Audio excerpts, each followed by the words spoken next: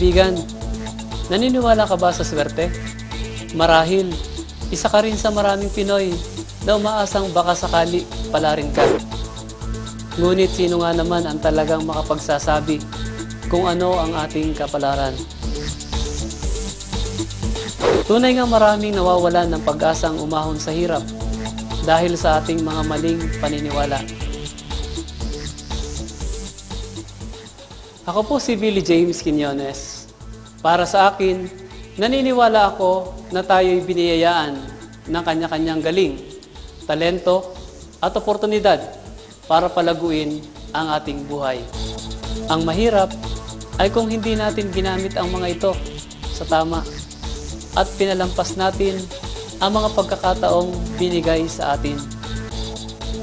Naalala ko noon na muntik ko na ring mapalampas ang isang oportunidad na nagbago ng aking buhay. Hindi ko sineryoso nung una ang business na ito. Pero mabuti na lang, binago ko ang aking pananaw.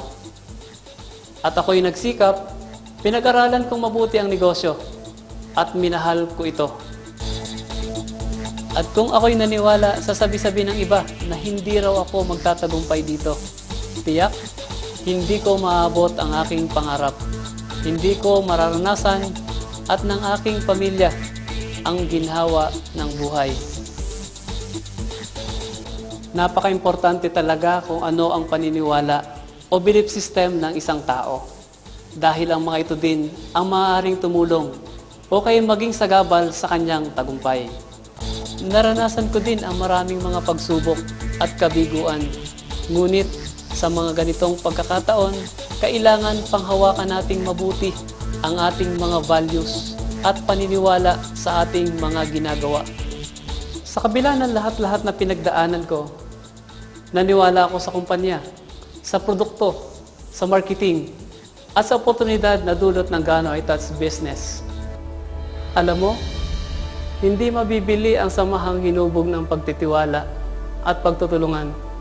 Walang makapapantay sa feeling of fulfillment na makita mo nakatulong ka sa pagganda ng kanilang buhay at pagbuti ng kanilang kalusugan.